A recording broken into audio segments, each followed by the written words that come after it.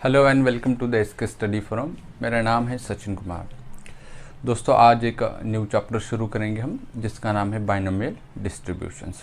इससे पहले हमने 11 का जो प्रोबेबिलिटी है वो आपका कंप्लीट करा रखा है, ठीक है।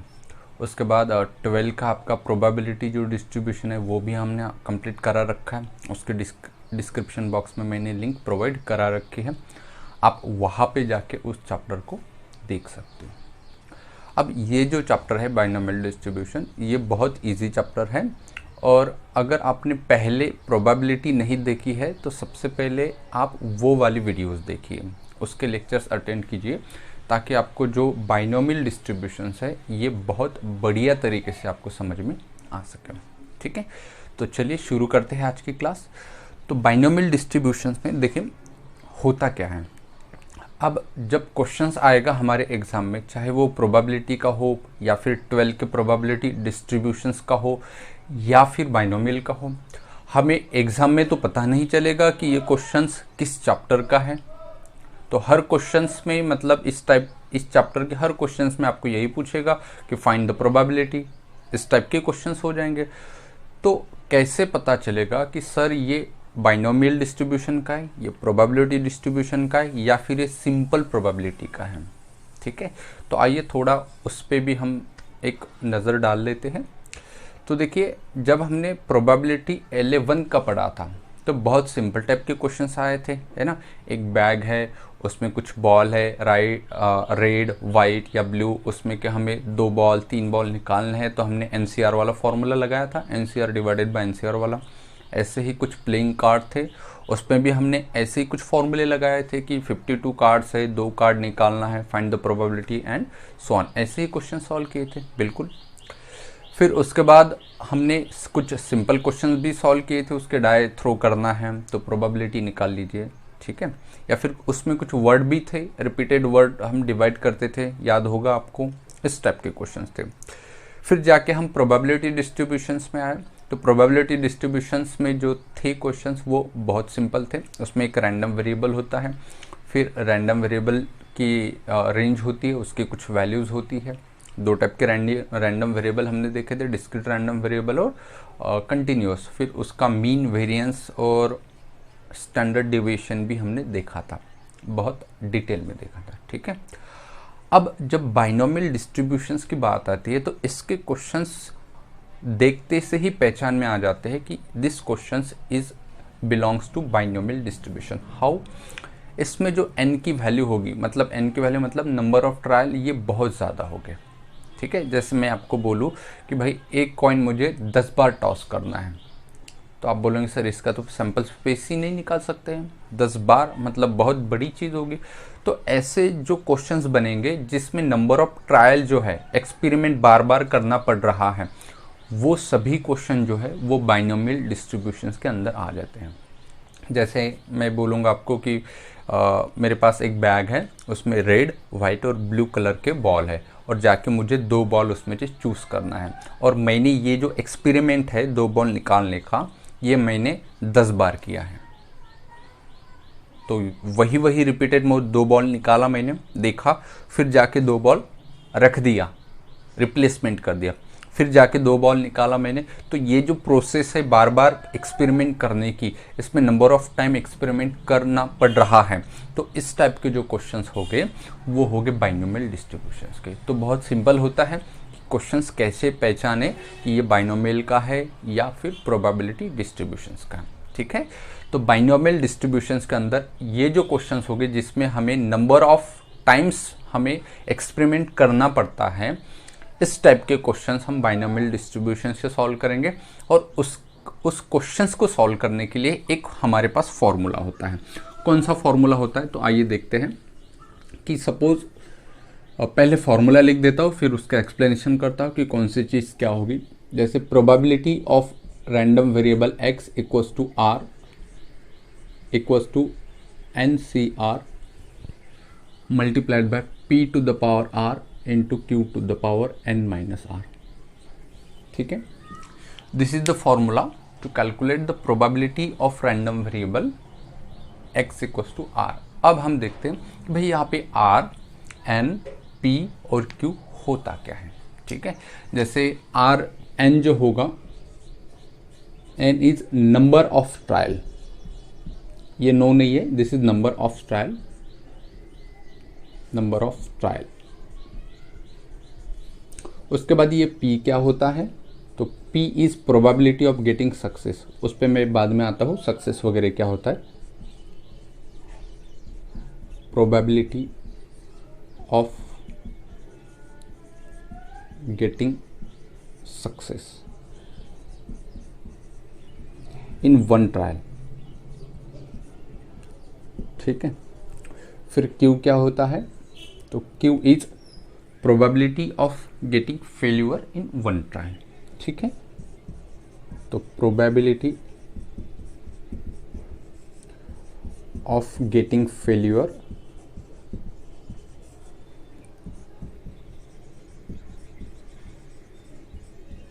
इन one trial. And what is the R, तो R क्या होता है यहाँ पे, तो बहुत सिंपल है, R is the number of times success required. What is R? R is again this is the number of time success required.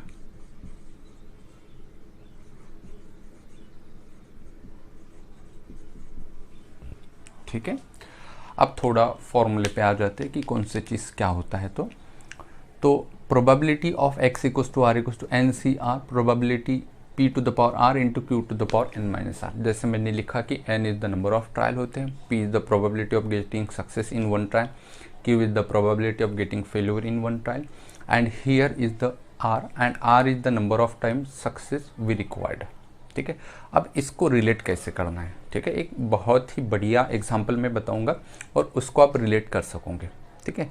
जैसे चलो कि एक मान लेते हैं कि एक टूर्नामेंट चल रहा है क्रिकेट का और वहाँ पे 5 मैचेस होने वाले हैं, ठीक है। तो एक ही मैच जो मैचेस है, ठीक है, क्रिकेट में वो कितने बार खेल रहे हैं, कितना बोला था मैंने, चलो 5 मैचेस बोला था आई थिंक, ठीक है। तो देयर आर 5 मैचेस, तो 5 मैच खेलना है भारत और पाकिस्तान से, इंडिया एंड पाकिस्तान के बीच में। तो वहाँ पे एक्सपेरिमेंट कितनी बार हो रहा है, तो 5 टाइम्स हो रहा है, तो n की जो वैल्यू होगी वो 5 होगी। तो एक ही एक्सपेरिमेंट जो है वो 5 टाइम्स कर रहे हैं, ठीक है। अब अगर इंडिया के जीतने के चांसेस अगर 50% है, ठीक है, और हारने के चांसेस 50% हैं, ठीक है, एक ट्रायल के अंदर, कि भाई अगर एक मैच होती है हैंड टू हैंड, बिल्कुल दोनों आमने सामने आ गए, और एक मैच खेलने के बाद 50% चांसेस इंडिया के जीतने के हैं और हारने के भी 50% है। तो ये जो 50% है मतलब 1/2 ये होगा P, और ये जो फिर 50% आया था 1/2 ये होगा Q। अगर मुझे 5 मैच में से 3 मैचेस जीतने हैं और उसकी प्रोबेबिलिटी निकालनी है, okay, to find out the probability of getting 3 times win, okay. तो क्या होगा कि यहाँ पे जो 3 बार मुझे जीतना है वो होगा R, यहाँ पे कि टोटल मैचेस कितने भाई 5 है, वो होगा N नंबर ऑफ ट्रायल, समझ रहे हो चीज़ को, और जीतना कितनी बार है number of times that is R, और R कितना है 3, तो R मेरे लिए क्या होगा number of times success in required. तो सक्सेस बेसिकली क्या होगा, जो मुझे चाहिए, ठीक है। तो मुझे क्या चाहिए, इंडिया जीतना चाहिए, तो इंडिया जीतना मेरे लिए क्या होगा सक्सेस होगा, और इंडिया हारना मेरे लिए क्या होगा फेल्यूर। तो इंडिया जीतने की प्रोबेबिलिटी मैंने बताया था 50%, तो P की वैल्यू कितनी आ गई 1/2, 50% मतलब Q की वैल्यू, Q क्या होगा probability of getting failure in one trial. तो एक ट्रायल में एक ही मैच होगी, तो उसमें इंडिया की हारने की प्रोबेबिलिटी क्या है, तो मैंने बताया 50%, दैट इज़ 1/2। तो Q की वैल्यू 1/2 आ गई, P की वैल्यू 1/2 आ गई, और N की वैल्यू 5 आ गई, R की वैल्यू 3 आ गई। तो आपको क्लियर हुआ होगा। तो N मतलब number of time, number of trial कि कितने ट्रायल होते हैं, P is probability of getting success in one trial, ध्यान रहे एक ही ट्रायल में। Q क्या होगा एक ही ट्रायल में फेल्यूर की प्रोबेबिलिटी, और R क्या होगा number of time success required. दूसरा एग्जांपल लेते हैं कि चलो मैंने एक कॉइन है वो 10 बार टॉस किया, एक ही कॉइन कितने बार किया मैंने 10 बार टॉस किया, तो यहाँ पे 10 जो होगा वो क्या होगा, नंबर ऑफ ट्रायल। ठीक है, अब मैं बोलता हूँ कि 10 बार में से 8 बार मुझे हेड आना चाहिए, इसकी प्रोबेबिलिटी बताइए। तो 10 बार मैंने कॉइन टॉस किया, तो यही से समझ में आता है कि नंबर ऑफ कॉइन बहुत बार टॉस किया है, तो ये क्वेश्चन बाइनोमियल का है। तो 10 बार ट्रायल किया तो n की वैल्यू 10 बार है, और 10 बार में से मुझे 8 टाइम्स जो है वो मुझे हेड चाहिए। तो हेड मिलना मेरे लिए क्या है, सक्सेस है। ठीक है, और हेड नहीं मिलना मेरे लिए क्या होगा, फेल्यूर होगा। तो 10 में से 8 टाइम मुझे हेड चाहिए, तो r की वैल्यू 8 आ गई। अब p क्या होगा, p और q क्या होगा। अब p जैसे कि probability of getting success in one trial, अगर मैं एक कॉइन टॉस करता हूँ तो क्या होगा, या तो हेड मिलेगा या टेल मिलेगा। तो सक्सेस मतलब हेड मिलने की प्रोबेबिलिटी क्या है, 1/2 है। q अगर है तो उसकी प्रोबेबिलिटी क्या होगी, वो भी 1/2 होगी। तो एक बात यहाँ से हमें समझ में आती है कि भाई p प्लस क्यू कितना होता है, 1 होता है। ठीक है, एक चीज़ हम यहाँ से समझ गए, p plus q probability of getting success in one trial and probability of getting failure in one trial is equals to 1, ये होता है। जैसे कोई टेस्ट है, ये मैं इसलिए बता रहा हूँ ताकि आप जब क्वेश्चन सॉल्व करोगे तो आपको अंडरस्टैंड हुआ होगा कि अच्छा ये क्वेश्चन ऐसे सॉल्व करना है, इसमें p की वैल्यू ये होती है, q की वैल्यू वो होती है। जैसे कि कोई क्वेश्चन है, 10 क्वेश्चन है, किसी स्टूडेंट से टीचर पूछ रही है, और MCQ टाइप क्वेश्चन है, 4 ऑप्शन है, 1 करेक्ट है और 3 इनकरेक्ट है, और 10 में से उसको अगर 9 बार, चलो 10 में से 9 बार उसको राइट आंसर देना है, तो इसकी प्रोबेबिलिटी क्या है, तो ये फॉर्मूला लगाएंगे। लेकिन फॉर्मूले के लिए R, N और P, Q तो इसेंशियल होता है। तो क्वेश्चन है 10, जीतना कितने बार है, कितने राइट देना है, 9 बार। तो R की वैल्यू क्या होगी, 9। तो सक्सेस क्या है मेरे लिए, राइट आंसर लाना। तो P क्या होगा, P is the probability of getting success in one trial. एक क्वेश्चन में कितने ऑप्शन है, 4, उसमें के करेक्ट कौन सा है, 1। तो P की प्रोबेबिलिटी क्या होगी, 1/4। आगे बात समझ में, क्योंकि ये MCQ बेस है। Q की वैल्यू क्या होगी, Q is the probability of getting failure. तो 4 में से 3 तो इनकरेक्ट है ना, तो 3/4 is the value of P, 1/4 is the value of P and 3/4 is the value of Q। ठीक है, और P plus Q is always equal to 1। ठीक है, वही अगर MCQ टाइप ना हो के वो क्वेश्चन ऐसे होता, ट्रू फॉल्स का होता, तो P की वैल्यू भी 1/2 होगी, Q की वैल्यू भी 1/2 होगी, क्योंकि ट्रू फॉल्स है, या तो ट्रू होगा या तो फॉल्स होगा। तो 1/2 50% चांस हो जाते हैं। ठीक है, आई होप कि इतनी सारी जो चीज़ें हैं वो आप लोगों को क्लियर हो गई होगी। खैर, अब कुछ नोट कर लेते हैं, कुछ चीज़ें जो है वो आपको याद रखना है। अब देखो, ये जो बाइनोमियल डिस्ट्रीब्यूशन है, ये थोड़ा लिखने का क्या तरीका होता है, random variable x of binomial distribution, उसके लिए हम b यूज़ करेंगे, और अंदर जो वैल्यू होगी वो होगी पहले n की, उसके बाद जो होगी वो होगी p की। इस टाइप से भी क्या होता है, बाइनोमियल डिस्ट्रीब्यूशन हम डिफाइन कर सकते हैं कि x is a random variable of binomial distribution, और पहली वैल्यू होगी n की और दूसरी वैल्यू होगी किसकी, p की। अब n क्या होता है, p क्या होता है, आप लोगों को पता है। अब यहाँ पे नोट 2, दूसरी नोट। अब इसके अंदर जो n जो होगा ना,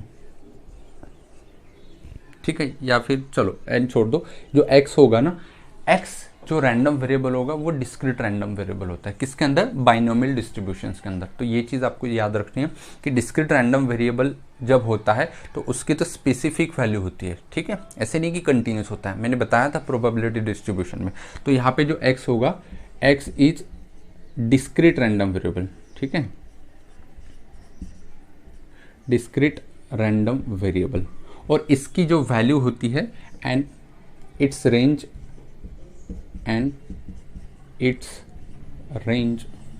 फ्रॉम 0 to n। ठीक है, और इसकी जो वैल्यू होगी, रेंज हम जिसे बोलते हैं, वो 0 से लेके n तक होगी, मतलब 0, 1, 2, 3, 4, 5 ऐसे लाइक दैट। ठीक है, तो ये 0 से स्टार्ट होती है, ये भी याद रखना है। फिर n तक जाएंगी तो n आगे चल के क्वेश्चंस आएंगे, 1-2 क्वेश्चंस CET में पूछे गए थे। तो ठीक है, और कभी आपसे ऐसे पूछेगा कि भाई total number of random variable, ठीक है, इसी का पॉइंट है। तो total number of random variable अगर पूछेगा, नंबर ऑफ रैंडम वेरिएबल, तो उसके लिए हम क्या करेंगे, n+1। उसके लिए हम क्या करेंगे, n+1। This is the formula to calculate the number of random variable that is n+1। n निकालो, उसमें +1 कर दो, तो वो जो एक नंबर आएगा उतनी रैंडम वेरिएबल की वैल्यूज उस एक्सपेरिमेंट के लिए एक्सेप्टेबल होगी।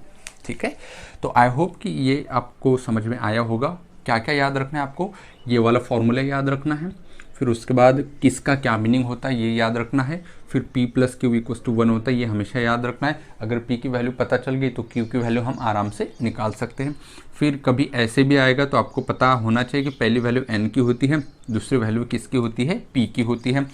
Total number of random variable निकालने का फॉर्मूला क्या होगा, n+1। इस पे एक क्वेश्चन आया है सीईटी में, हम आगे चल के प्रीवियस ईयर क्वेश्चन में देखेंगे। और जो x होगा वो डिस्क्रीट रैंडम वेरिएबल होगा और उसकी जो रेंज है, उसकी जो वैल्यू है वो कहाँ से वैरी करेगी, 0 से लेके n तक वैरी करेगी।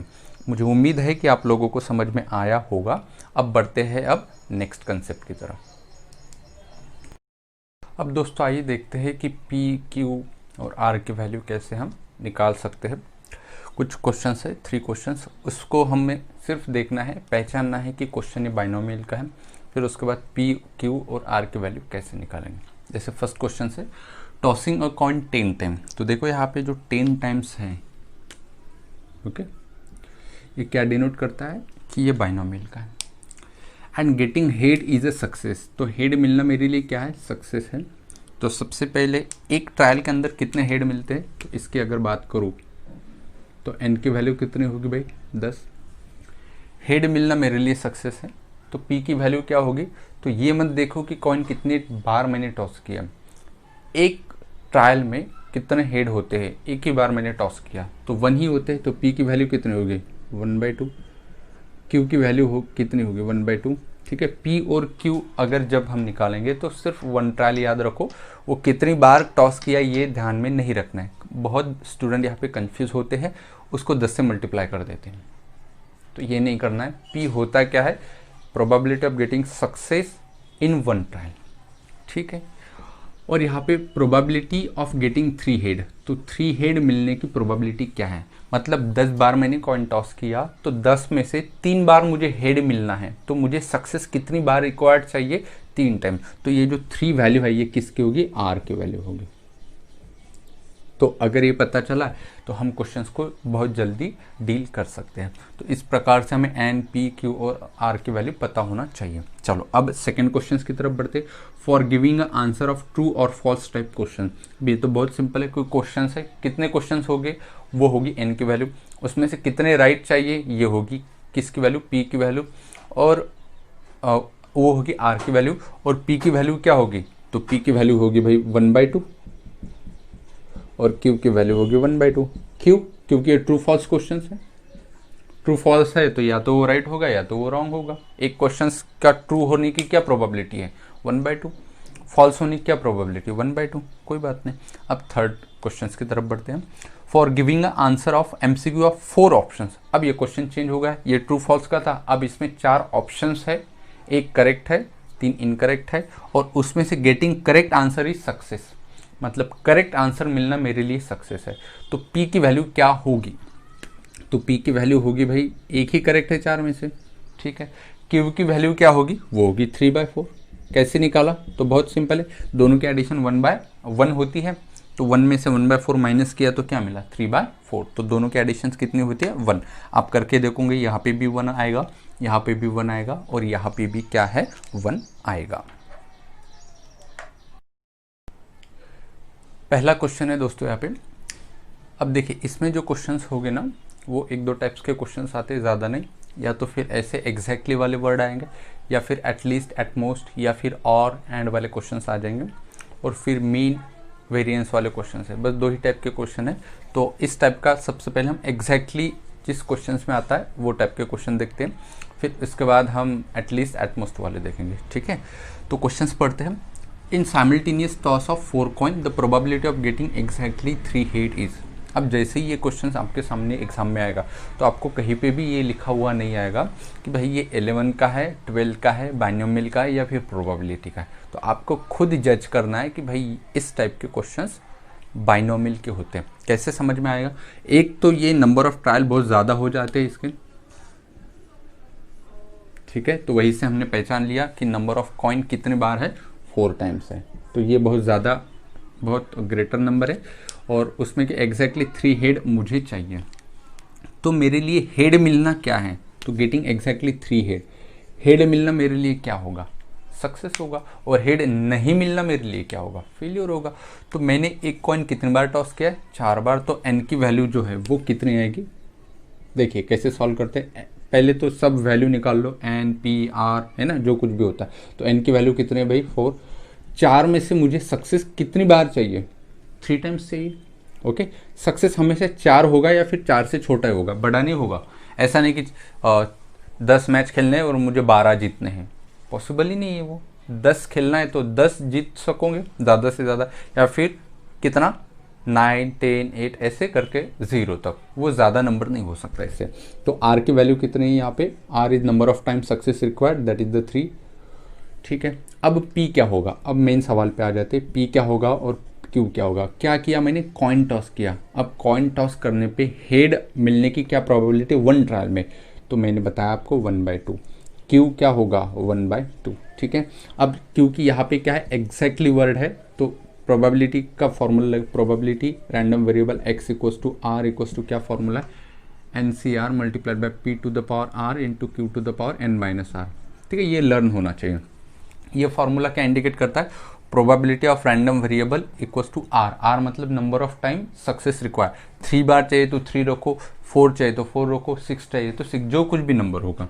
तो हम निकालेंगे प्रोबेबिलिटी ऑफ रैंडम वेरिएबल, कितनी बार सक्सेस चाहिए मुझे, तो 3 बार चाहिए। तो R की वैल्यू 3, N की वैल्यू कितनी भाई 4, तो 4C, R की वैल्यू अगेन 3, P की वैल्यू कितने 1/2। बस हम फॉर्मूले में वैल्यू रख रहे हैं। R की वैल्यू कितनी 3, तो ये हो जाएगा इसका क्यूब, ये अगेन 1/2 और ये N-R मतलब 4 - 3। ठीक है, पहला क्वेश्चन है तो थोड़ा ज़्यादा ही डिटेल में मैं आपको समझा देता हूँ। देखिए 4C3, तो इसका मतलब मैंने आपको समझाया था प्रोबेबिलिटी में जो 11th में पढ़ा था। तो 4C3 को 4C1 तो लिख ही सकते हैं ना, है ना, मैंने बताया था। अगर आपको पता नहीं है तो फिर से वो वाली वीडियो देखिए। तो 1/2 का पावर 3 मतलब 1/2 का क्यूब कितना होगा, 1/2 का क्यूब तो 8 हो जाएगा। तो 1/2, 4 - 3 कितना होता है 1, तो ये कितना मिला 1/2। और 4C1 कितना होगा 4 इंटू 1/8 इंटू 1/2। ठीक है, ये कितना 4 से 2 बार कटेंगे, 2 2 ज़ा 4। तो जो करेक्ट आंसर है वो कितना मिलेगा मुझे, 1/4 इज द आंसर। ठीक है, अगर ये वाली आपको स्टेप नहीं समझ में आती है तो ये मैंने प्रोबेबिलिटी जो 11 का था उसमें ये बहुत डिटेल में समझा दिया है। ठीक है, कैसे करना है, तो आप जाके वो वीडियो देख सकते हो। क्वेश्चन नंबर 2 है दोस्तों, in tossing of 10 coin the probability of getting exactly 5 head. ठीक है, अब सेम टाइप का क्वेश्चन है इससे पहले जो हमने देखा था, बस यहाँ पे नंबर ऑफ कॉइन 10 बार है और हेड कितनी बार चाहिए, तो 5 टाइम्स चाहिए। तो प्रोबेबिलिटी कितना होगा ऑफ सक्सेस की 1/2, क्यू का कितना होगा 1/2। ठीक है, इतना अगर आपने कर लिया है तो बस आपको कैलकुलेशंस पे ध्यान देना है। ठीक है, इतना सब करके अगर आप कैलकुलेशन मिस्टेक कर दोगे तो मतलब आपको प्रैक्टिस की बहुत ज़्यादा ज़रूरत है। तो वही फार्मूला हम क्या होता है, formula probability of random variable x equals to r equals to NCR P to the power R into Q to the power N-R। This is the formula. What is the value of n, n is 10, तो फटाफट value रखेंगे। CR कितना है भाई 5 है। ठीक है, P again 1/2 to the power R, तो फिर 5 होगा into Q to the power N-R, तो 1/2 टू द पावर N-R, 10 - 5। ठीक है, तो 10 टू द पावर 5 ये क्या होगा भाई 10C5। इसको हम कैसे लिखते हैं तो आपको पता है 10 डिसेंडिंग ऑर्डर में 5 टाइम्स पीछे आओ। ठीक है, तो ये 10 9 8 7 1 2 3 4 और ये पांचवा क्या होगा 6 डिवाइडेड बाय 5 फैक्टोरियल, तो 5 इंटू 4 3 2 1। ठीक है, into half to the power 10 - 5 5 और ये भी हाफ टू द पावर 5, तो हाफ टू द पावर कितना हुआ 5 5 10 हुआ। ठीक है, तो यहाँ से क्या होगा ये 5 2 ज़ा 10। ठीक है, ये 2 से 2 कैंसिल आउट, फिर क्या होगा, ये 4 से ये 2 बार, ठीक है, और ये 3 से ये 3 बार, तो क्या मिला, 3 2 ज़ा 6, 6 6 ज़ा 36 इंटू 7, तो आंसर क्या मिला 36 इंटू 7, ठीक है, multiplied by half to the power कितना 10 मिला है, ठीक है। तो क्या होगा 36 multiplied by 7 into 2 to the power 10 जो होता है वो कितना होता है 1024, ठीक है। तो 2 से इसको डिवाइड होगा, फिर डिवाइड होगा, ठीक है। तो कम करते करते करते करते जो फाइनल आंसर है वो कितना आ जाएगा 36 divided by 256, this is the final answer, ठीक है। 2 से डिवाइड कर दो, फिर अगेन 2 से डिवाइड कर दो, या फिर 4 से डिवाइड कर दो, ठीक है। आई होप कि आप लोगों को समझ में आया होगा। क्वेश्चन नंबर 3 है दोस्तों, यहाँ पे a die is thrown 5 time, then the probability that even number will come up exactly 3 times, ठीक है। अगेन देखिए क्वेश्चंस में एक डाई 5 टाइम्स थ्रो कर रहा है, तो 2 बार किया तो हमें पता है कि मतलब 36 मिलते, तो 5 टाइम्स अगर करोगे तो मतलब वो तो सैम्पल स्पेस निकाल ही नहीं सकते, तो नंबर ऑफ ट्रायल ज़्यादा है, तो ये पक्का किसका क्वेश्चन है, बाइनोमियल डिस्ट्रीब्यूशन का। तो ठीक है, तो एन क्या होगा यहाँ पे 5 में से मुझे सक्सेस कितना चाहिए 3 बार, तो पी की वैल्यू क्या होगी, सक्सेस मेरे लिए क्या होगा, तो वो गिवन है an even number come up, ठीक है। तो इवन नंबर जब मैं डाई थ्रो करता हूँ तो इवन नंबर आना मेरे लिए सक्सेस होगा। तो अगर एक डाई में थ्रो करता हूँ तो सैम्पल स्पेस 1 2 3 4 5 6 होगा, उसमें से इवन नंबर कौन से बेटा 2 4 और 6, तो 3 नंबर इवन है, तो टोटल आउटकम्स में से 3 मेरे फेवरेबल है, तो पी की वैल्यू क्या होगी 1/2। फेल्यूअर क्या होगा वो भी 1/2, तो P की वैल्यू पता चली, Q की वैल्यू पता चली, N पता है, R पता है, बस एग्जैक्टली बोला गया है, तो एग्जैक्टली अगर बोला गया है तो इक्वल्स टू वाला R equals to NCR P to the power R into Q to the power N minus R। तो बस वैल्यू सब्सटीट्यूट करो, probability of random variable X equals to how much time 3 times, equals to NCR मतलब 5C3, Q मतलब half to the power R मतलब again कितना 3 into Q मतलब again half, और 5 minus 3 कितना मिला 2, ओके। 5C3 को हम 5C2 तो लिख ही सकते, बिल्कुल पता होगा आपको, ये हाफ ये 3 ये हाफ ये 2, तो हाफ का टोटल कितना हुआ पावर 5, तो 5C2 को कैसे लिखते हैं 5 डिसेंडिंग ऑर्डर में 2 नंबर, 5 एक खुद हो गया और दूसरा 4 डिवाइड बाय 2 फैक्टोरियल, तो 2 multiplied by 1 multiplied by 2 to the power 5 divide में, तो 2 टू द पावर 5 जो होगा वो कितना होता है आपको पता होना चाहिए 32, तो ये 2 से ये 2 बार 5 टू द 10, तो आंसर क्या मिलेगा 10/32। 2 से डिवाइड अगर करोगे तो 2 5 जा और 2 16 जा, ठीक है। This is our final answer. मैं उम्मीद रखता हूँ कि आप लोगों को समझ में आ रही होगी चीज़ें, सब कुछ आसान है। अब आइए दोस्तों क्वेश्चन नंबर 4 देखते हैं। क्वेश्चन नंबर 4 में क्या है, अ coin is toss successively 3 times, the probability of getting exactly 1 head और 2 हेड। अब देखिए इस क्वेश्चन में क्या आया है, और भी ऐड हुआ है, मतलब मुझे प्रोबेबिलिटी निकालना है, 1 हेड भी चलेगा और 2 हेड भी चलेगा, और ठीक है। तो कैसे करोगे, तो पहले तो सारी वैल्यू निकाल दो आप, तो n कितना होगा, कितनी बार कॉइन मैंने टॉस किया 3 टाइम्स, तो n equals to 3। Getting head मेरे लिए सक्सेस है, तो p क्या होगा 1/2, q क्या होगा 1/2। मुझे क्या चाहिए, प्रोबेबिलिटी ऑफ 1 हेड चाहिए, बिल्कुल चाहिए, और क्या चाहिए, प्रोबेबिलिटी ऑफ गेटिंग 2 हेड चाहिए, ये भी चलेगा ये भी चलेगा, तो और है तो हम प्रोबेबिलिटी में क्या यूज़ करते हैं प्लस यूज़ करते हैं, ठीक है।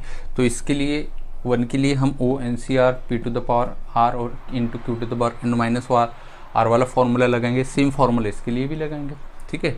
तो यहाँ पे जब हम R यूज़ करेंगे तो R की वैल्यू 1 लेंगे, यहाँ पे जब R आएगा तो उसके लिए 2 होगा, NPQ तो ये सेम होगा, तो क्या होगा, इसका फॉर्मूला होता है NCR, तो N की वैल्यू 3, C R कितना 1, P कितना है भाई 1/2 टू द पावर R मतलब 1, q to the power, q मतलब again 1/2 into the power n minus are, तो 3 - 1 दैट इज 2 होगा ये।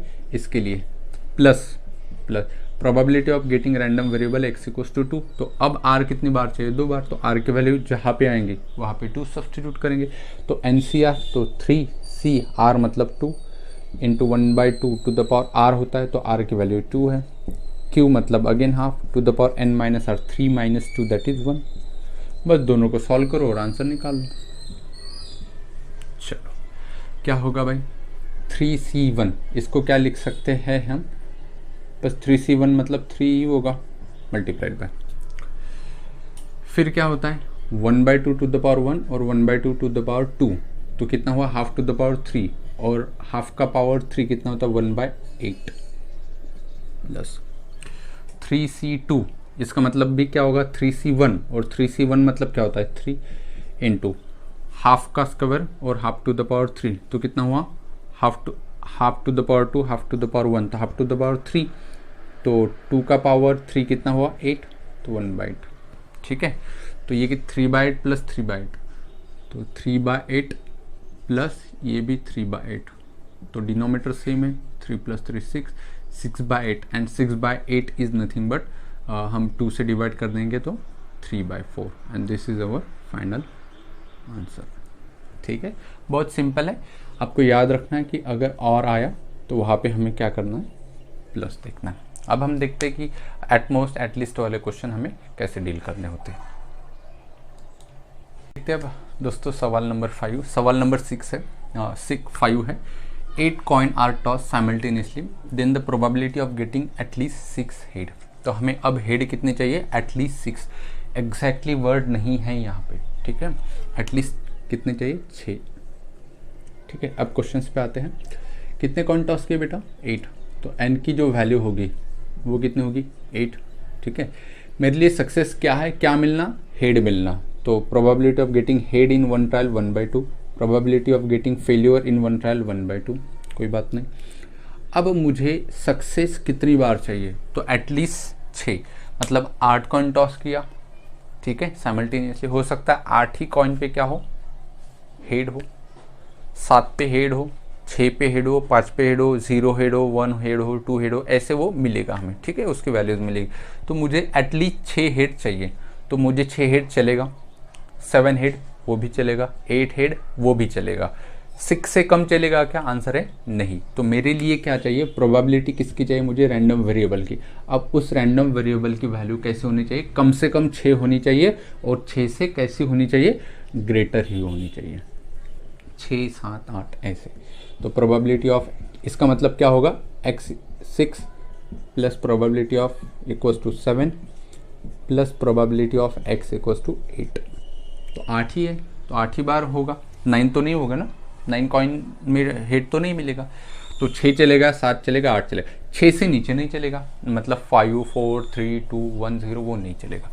इसका मतलब ये होता है एटलीस्ट, है ना, एटलीस्ट मतलब क्या, कम से कम 6 बोला है, तो 6 से आगे जितने बार मैंने कॉइन टॉस किया सबके एडिशंस कर दो। ठीक है, तो ये आपको समझना है। चलो इसके लिए एक फार्मूला लगाएंगे, एनसीआर वाला वही फार्मूला जो बाइनोमियल में लगता है, इसके लिए भी लगाएंगे, इसके लिए भी, सबकी तीनों के एडिशंस करना है, थोड़ा कैलकुलेशन बड़ा होगा लेकिन कंसेप्ट वही है, इजी क्वेश्चन है। तो आर, इसके लिए आर की वैल्यू 6 होगी, इसके लिए आर की वैल्यू 7 होगी, और इसके लिए आर की वैल्यू 8 होगी, बाकी एन पी और क्यू तीनों के लिए सेम वैल्यू रहेगी। Got it. चलो अब क्या होता है एनसीआर, एन मतलब कितना बेटा 6 C C 6, okay, 8 C 6, okay, P कितना है बेटा half to the power R, R कितना है 6 इंटू क्यू मतलब again half to the power N minus are, तो 8 - 6 कितना मिला 2। ये हो गया 6 के लिए, 6 के लिए, अब 7 के लिए और सेम 8 के लिए, तो प्लस है तो प्लस, तो n की वैल्यू अगेन कितने 8 सी 7, तो half to the power 7 into half to the power n minus are, तो 8 - 7 दैट इज 1। ठीक है, ये किस लिए हुआ 7 के लिए, प्लस NCR अगेन n की वैल्यू 8 है, C R की वैल्यू भी 8 है, तो हाफ टू द पावर कितना होगा 8 और half to the power n minus R 0, 8 - 8 0 होगा। ठीक है, अब इसको सॉल्व करना है, कैसे सॉल्व करेंगे तो देखो बहुत सिंपल है। ये हाफ टू द पावर कितना है 6, हाफ टू द पावर कितना है 2, तो टोटल हाफ का पावर कितना हुआ 8। तो इसके पास हाफ का पावर 8 है, इसके पास कितना है half to the power 7, half to the power 1, तो इसके पास भी हाफ का पावर कितना है 8, इसके पास भी हाफ का पावर कितना है 8, इसका आंसर 1, हाफ का पावर 8, इसके पास भी हाफ का पावर 8 और इसके पास भी हाफ का पावर कितना है 8 है। तो मैं क्या कर लेता हूँ, हाफ का पावर 8 कॉमन लेता हूँ, तो इससे क्या होगा, तो कैलकुलेशन इजी हो जाएगा। तो अंदर क्या बचेगा 8C6, तो I write here 8C6 plus यहाँ पे क्या बचेगा 8C7, तो 8C7 और यहाँ पे क्या बचेगा 8C8, तो I write here plus 8C8। ठीक है, हाफ टू द पावर 8 यहाँ पे है हाफ टू द पावर 8, तो ये हाफ टू द पावर 8 जो होता है वो कितना होता है 256। ठीक है, तो 1/256, हाफ का पावर मतलब 1 का पावर 8 1 ही होगा, 2 टू द पावर 8 कितना होगा 256, तो मैंने यहाँ पे लिख दिया। तो चलो 8C6 इसको क्या लिख सकते हैं 8C2 लिख सकते हैं, है ना। तो इसको क्या लिखेंगे 8 × 7 divided by 2 factorial plus 8C7 को क्या लिख सकते हैं 8C1, और 8C1 कितना होगा 8, और ये क्या होगा 8C8 मतलब 0 फैक्टोरियल दैट इज 1। ये कितने बार कटेगा 4 टाइम्स, तो फाइनल आंसर क्या होगा, तो 1/256 मल्टीप्लाइड बाय देखो 7 4 द 28 प्लस 8 प्लस 1, 8 प्लस 1 9, तो 28 प्लस 9 कितना हुआ 37, तो फाइनल आंसर कितना होगा 37 divided by 256, this is our answer. ठीक है, 28 plus 9 37 divided by 256 is the correct answer. ठीक है, आई बात समझ में। तो आपको यही ध्यान रखना है कि एटलीस्ट अगर वर्ड आता है तो उससे ज़्यादा वो सबके एडिशंस करना है। कहीं एटमोस्ट भी आएगा तो वो भी ऐसे ही हमें चेक करना है कि एटमोस्ट के लिए क्या कंडीशन होगी, कभी और आएगा तो वो देखना है, कभी एग्जैक्टली आएगा तो वो भी देखना है। चलिए अब बढ़ते हैं नेक्स्ट क्वेश्चन की तरफ। आइए दोस्तों, क्वेश्चन नंबर 6 है, a die is thrown 3 times, getting 3 or 6 on a top face is considered as success, then the probability of at least 2 successes। थोड़ा क्वेश्चंस है, मतलब लेवल थोड़ी अच्छी खासी है इसकी, तो इतना भी हार्ड नहीं है। 2-3 बार पढ़ो इस क्वेश्चंस को, आपको सब कुछ समझ में आ जाएगा, पढ़ने से इजी होता है। ठीक है, तो एक डाइस है वो थ्रो करना है कितनी बार 3 टाइम्स, तो n की वैल्यू कितनी है 3। ठीक है, गेटिंग 3 और 6 on top face is considered as success, मतलब एक डाइस मैंने थ्रो किया 6 मिलेगा या और, ठीक है, हिंदी वाला या, ठीक है, तो 3 या फिर मिलेगा 6, ये मेरे लिए क्या होगा सक्सेस होगा। तो 3 मिलने की क्या प्रोबेबिलिटी है 1/6, 6 मिलने की क्या प्रोबेबिलिटी है 1/6। अगर मैं बोलूँ मुझे 6 या फिर 3, इसकी प्रोबेबिलिटी क्या होगी मिलने की, तो आप बोलेंगे दोनों के एडिशंस कर दो, है ना। तो वो क्या होगा, प्रोबेबिलिटी ऑफ गेटिंग 3 और 6 क्या हो जाएंगे, तो आंसर है 2/6। समझ में आई ये चीज़। तो कैसे, फिर से एक बार, प्रोबेबिलिटी ऑफ गेटिंग 3 कितना है 1/6, प्रोबेबिलिटी ऑफ गेटिंग 6 कितना है 1/6। मैं अगर ऐसे पूछूं प्रोबेबिलिटी ऑफ गेटिंग 3 और 6, तो वो हो जाएंगे दोनों की एडिशन, दैट इज 2/6। तो ये होगी P की वैल्यू। अब Q की वैल्यू तो आप आराम से निकाल ही सकते हो, 1 में से माइनस करके, ये 2/6 तो वो कितना होगा 4/6। अब R पे आ जाते हैं, अब R भी देखो कितना मतलब अलग है यहाँ पे। Then probability of at least 2 successes, मतलब ऐसी जो प्रोबेबिलिटी है ना, अब कितने सक्सेस चाहिए 2। ठीक है, तो R की वैल्यू एट लीस्ट है उसमें भी, तो एट लीस्ट 2, तो कम से कम 2, तो R की वैल्यू कम से कम 2 होनी चाहिए, और 2 से कैसी होनी चाहिए ज़्यादा ही होनी चाहिए। अगर ये समझ में आ जाता है तो क्वेश्चंस आपके लिए मतलब बिल्कुल इजी हो गए। तो चलिए अब R ग्रेटर देन 2, मतलब इसमें कौन कौन आएगा 2 आएगा, प्लस कौन आएगा 3 आएगा। तो इसके अंदर probability of getting R greater than equals to 2 is probability of x equals to 2 plus probability of x equals to 3, ये आने वाला है। ठीक है। अब 2 के लिए वो बड़ा फार्मूला लगाएंगे तो r की वैल्यू 2 आएगी, इसके लिए भी वो फार्मूला लगाएंगे तो r की वैल्यू 3 आएगी। तो क्वेश्चंस कैसे सॉल्व होगा, चलो NCR, तो n की वैल्यू 3 है तो 3C, r की वैल्यू अब 2 लेना है, p की वैल्यू कितनी है 2/6, तो 2/6 टू द पावर r मतलब 2, ठीक है, इनटू q है 4/6, तो I write here 4/6 to the power n minus r, तो 3 - 2 दैट इज 1, ठीक है, प्लस अगेन अब इसके लिए r खुद कौन होगा 3, तो NCR, तो 3C3 2/6 to the power r मतलब 3, ठीक है, this is 3 and q, what is the value of q 4/6, तो 4/6 to the power n minus r that is 3 - 3 that is 0।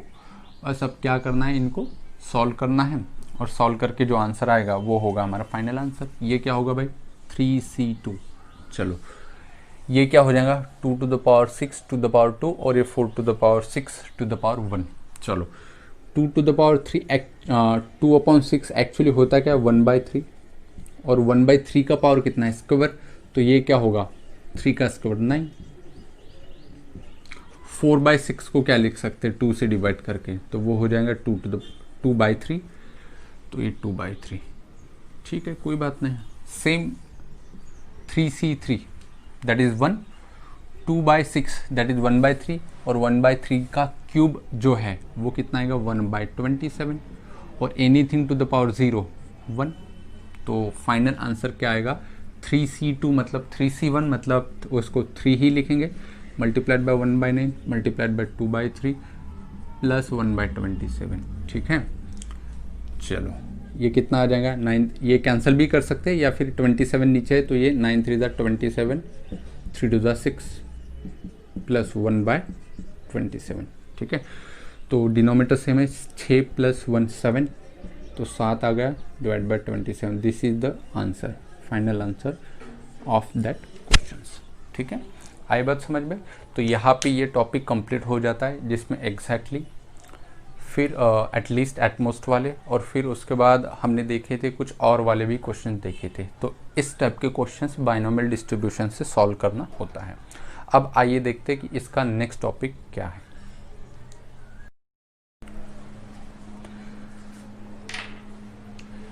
अब आइए दोस्तों देखते हैं अगला जो टॉपिक है बाइनोमियल डिस्ट्रीब्यूशन में, वो है हमारा मीन वेरिएंस एंड हमारा स्टैंडर्ड डेविएशंस। जैसे कि हमने प्रोबेबिलिटी में भी देखा था, अब बाइनोमियल में भी है। तो अब सबसे पहले देखते हैं कि मीन होता क्या है। तो mean it is denoted by E of x that is expected value, ये हमें पता है, या फिर म्यू से भी उसे हम डिनोट करते हैं। तो ये सारी एक ही चीज़ें, मीन हो या फिर एक्सपेक्टेड वैल्यू हो या फिर म्यू हो, वो सारी एक ही चीज़ है। कैसे कैलकुलेट करेंगे मीन या एक्सपेक्टेड वैल्यू, तो उसके लिए फॉर्मूला होता है mean equals to n multiplied by p, this is the formula you have to remember, ठीक है। ये जो फॉर्मूला है ये आप लोगों को क्या याद रखना है। ये होगा नंबर 1 मीन। नंबर 2 जो होता है मीन के बाद वो होता है variance of x, variance of x, ठीक है। तो वेरिएंस ऑफ एक्स का जो फॉर्मूला होता है वो होता है n multiplied by p multiplied by q, ये आपको याद रखनी है। और थर्ड होता है, नंबर 3 पे आएगा आपका स्टैंडर्ड डेविएशंस, स्टैंडर्ड डेविएशंस। और स्टैंडर्ड डेविएशन का सिग्मा होता है और वो कैसे निकालेंगे square root of variance of X, ये तो हमें पता ही है। तो ये फॉर्मूला भी हमने देखा था और ये वाले आपको याद रखने हैं, ठीक है। बस फॉर्मूले ही याद रखने आपको, जैसी ही वैल्यू हम सब्स्टिट्यूट करेंगे आंसर निकल जाएगा। इसमें ज़्यादा कुछ है नहीं एक्सप्लेन करने के लिए। हाँ, कुछ 1-2 चीज़ें हैं वो हम नोट डाउन कर लेंगे। तो सबसे पहली चीज़ ये कि जो मीन होगा ना वो ऑलवेज ग्रेटर होगा वेरिएंस से, तो ये हमें चीज़ याद रखनी है। ऐसा क्वेश्चन आ सकता है कि भाई मीन बड़ा होता है या वेरिएंस बड़ा होता है, तो हमेशा मीन ही बड़ा होगा क्योंकि क्यू तो एक फ्रैक्शन नंबर होगा। जब एनपी को क्यू से मल्टीप्लाई करेंगे तो ये और छोटा हो जाएगा, ठीक है। तो हमेशा मीन ग्रेटर ही होगा बाइनोमियल डिस्ट्रीब्यूशन के लिए, ये चीज़ हमें याद रखनी है। ये एक नोट है। फिर जो नेक्स्ट नोट है हमारे लिए वो ये याद रखनी है कि जैसे कि वेरिएंस ऑफ एक्स का जो फॉर्मूला है वो अभी हमने देखा है क्या, एन पी क्यू। और प्रोबेबिलिटी में हमने एक फॉर्मूला देखा था, कौन सा, variance of X equal to E of X square minus expected value का होल स्क्वायर। ठीक है, तो ये इक्वली होता है, ये भी हमें याद रखने। किसी की भी वैल्यू गिवन होगा, 3 है तो 2 गिवन होगा, 1 की वैल्यू निकालना होगा। इस पे एक बार क्वेश्चंस आया है सीईटी में, तो ये भी आपको याद रखना है, ये भी आपको याद रखना है। दोनों पे मैं क्वेश्चंस कराऊंगा जब प्रीवियस ईयर का लेक्चर आपके लिए शूट करूंगा तो। ठीक है, तो ये था mean, variance and standard deviations की थ्योरी। अब आइए देखते हैं इस पे कुछ सवाल कैसे बनते हैं। अब आइए दोस्तों देखते हैं मीन, वेरिएंस और स्टैंडर्ड डेविएशंस पे कुछ क्वेश्चंस है। A die is thrown thrice, if getting 4 is considered as success then mean and variance is. बहुत ही इजी क्वेश्चन है, इस टाइप के क्वेश्चंस आपके एंट्रेंस एग्जाम में आते हैं, बिल्कुल आते हैं, और ये बोनस मार्क्स है। एक तो ये ज़्यादा आपके समय नहीं लेंगे, और दूसरी इंपॉर्टेंट चीज़ ये है कि इसके आपको फुल मार्क्स मिलेंगे, ज़्यादा आप मतलब आपको मेहनत करने की ज़रूरत नहीं इस चीज़ में। तो एक डाई है, 3 टाइम्स हमने वो क्या किया, थ्रो किया, तो n की वैल्यू तो 3 मिलेगी। Getting 4 is considered as success, तो मुझे बोलो प्रोबेबिलिटी ऑफ गेटिंग 4, 6 में से कितने, एक ही है, तो q कितना होगा, 5/6। 6 में से एक बार अगर 4 मिलता है तो 5 बार नहीं मिलता है, और कोई मिलेगा। तो अब क्या चाहिए मुझे, मीन चाहिए। तो ठीक है, मीन के लिए क्या फॉर्मूला था, मीन मतलब एक्सपेक्टेड वैल्यू। ठीक है, तो मीन का फॉर्मूला होगा n मल्टीप्लाइड बाई पी। तो n कितना है भाई, 3, p कितना है 1/6। तो यहाँ से जो है वो कितनी वैल्यू आ जाएंगी, 1/2। किसकी वैल्यू, मीन की वैल्यू। ठीक है, अब नेक्स्ट जो है मीन होने के बाद उन्होंने पूछा वेरिएंस ऑफ x। तो what is the formula of variance of x, तो फॉर्मूला इज NPQ। ओके, तो variance of x equals to n is again 3PQ। तो 3 मल्टीप्लाइड बाई 1/6 मल्टीप्लाइड बाई 5/6, तो ये 3 से 2 बार और ये 6 से 2 बार। तो वेरिएंस ऑफ x कितना मिलेगा, 5 बार, 6 2 जा 12। तो मीन भी निकाल लिया और वेरिएंस भी निकाल लिया। ठीक है, तो बहुत ही इजी टाइप के इसमें सवाल बनते हैं मीन, वेरिएंस और स्टैंडर्ड डेविएशन में। आइए बढ़ते हैं अब अगले सवाल की तरफ। क्वेश्चन नंबर 2 देखते हैं अब दोस्तों। क्वेश्चन नंबर 2 है, a card is drawn at random 4 times with replacement from a pack of 52 playing cards. If getting a red card is considered as success then mean and variance is. ठीक है, तो क्या करना है, एक card निकालना है हमें, कितने टाइम्स निकालना है, 4 टाइम्स। तो एक ही बार बार रिपीट करना है, तो n की वैल्यू कितने, 4 विथ रिप्लेसमेंट। तो इसका क्या मतलब है, तो मतलब 52 कार्ड रखे हुए, इसमें से एक कार्ड निकालना है, फिर जाके रख देना है, हो गया कंप्लीट, फिर दूसरा निकालना है। ठीक है, रैंडमली। ठीक है, तो ऐसे कितने बार करना है, 4 टाइम। तो रिप्लेसमेंट वर्ड से कोई भी फर्क नहीं पड़ेगा हमारे क्वेश्चंस के ऊपर। From a 52 pack of card. अब मेरे लिए रेड कार्ड मिलना मेरे लिए क्या है, सक्सेस। ठीक है, तो मीन और वेरिएंस निकालना है। तो अगर वहाँ पे 52 कार्ड है और एक जाके मैं निकालूंगा, तो रेड होने की क्या प्रोबेबिलिटी बनती है, तो रेड कितने होते हैं 26, ब्लैक कितने होते हैं 26। तो मेरे लिए प्रोबेबिलिटी कितना होगा, 26 डिवाइडेड बाय टोटल है 52, तो ये मिलेगा 1/2। ठीक है, तो Q कितना मिलेगा, ये अगर 1/2 है तो Q भी 1/2 मिलेगा। दोनों के एडिशन कितने आने चाहिए, 1 आने चाहिए। तो N मिला, P मिला, Q मिला। चलो अब क्या चाहिए, मीन। मीन कैसे निकलता है भाई, तो बहुत सिंपल है, mean equals to N into P. तो n की वैल्यू कितने भाई, 4, p की वैल्यू कितने 1/2, तो क्या मिलेगा 2। ये किसकी वैल्यू मिली मुझे, मीन की, या फिर आप इसे एक्सपेक्टेड वैल्यू भी बोल सकते हो, है ना। अब क्या चाहिए, वेरिएंस ऑफ x। तो वेरिएंस ऑफ x का फॉर्मूला क्या होता है, तो वेरिएंस ऑफ x के लिए फॉर्मूला लगाएंगे NPQ। तो ये रहा n, p और q, तो क्या होगा 4 इंटू हाफ इंटू हाफ, ये 2 to the 4, 4 से 4 गेट कैंसल। तो what is the value of variance of x, now only 1। देखिए मीन हमेशा बड़ा होता है। ठीक है, जैसे कि मैंने नोट्स में बताया था, mean is always greater than from variance of x। ठीक है, तो ये कुछ क्वेश्चंस थे दोस्तों यहाँ पे, मीन पे, वेरिएंस पे और एक्सपेक्टेड वैल्यू पे। बहुत ही सिंपल टाइप है। तो यहाँ पे जो पूरा चैप्टर से मैंने कंप्लीट किया है बाइनोमियल डिस्ट्रीब्यूशन, बहुत डिटेल में जाके मैंने आपको समझाया है। अब अगला जो लेक्चर होगा इस पे लेक्चर नंबर 2 वो प्रीवियस ईयर क्वेश्चंस होगा बाइनोमियल डिस्ट्रीब्यूशंस के। ठीक है, मैं उम्मीद करता हूँ कि आप लोगों को आज का क्लास जो है, आज का जितने भी मैंने पढ़ा है, जितने भी क्वेश्चंस किए हैं वो आप लोगों को समझ में आए होंगे। ठीक है, डिस्क्रिप्शन बॉक्स में दोस्तों मैंने व्हाट्सअप ग्रुप पे एक लिंक शेयर की है, आप मेरे साथ व्हाट्सअप ग्रुप पे भी ऐड हो सकते हो। वहाँ पे अगर आपके कोई डाउट्स होंगे या फिर क्यूरीज होगी तो आप भेज सकते हो। बहुत से स्टूडेंट उसमें जॉइंट है, तो मतलब एक साथ क्वेश्चन भेजते हैं तो ग्रुप में मतलब वो सॉल्व भी करके देते हैं। अगर आपको नोट्स वगैरह चाहिए कोई भी, मतलब फिजिक्स, केमिस्ट्री, मैथमेटिक्स या फिर बायोलॉजी एंट्रेंस एग्ज़ाम के लिए, तो उसके लिए मैंने टेलीग्राम चैनल ओपन किया है। आप वहाँ पे जाके जो है, जो भी आपको नोट्स लगती है, जो भी आपको कोई भी बुक लगता है, तो बुक की अगर आपको PDF चाहिए होती है तो आप वहाँ पे जाके वो डाउनलोड कर सकते हैं।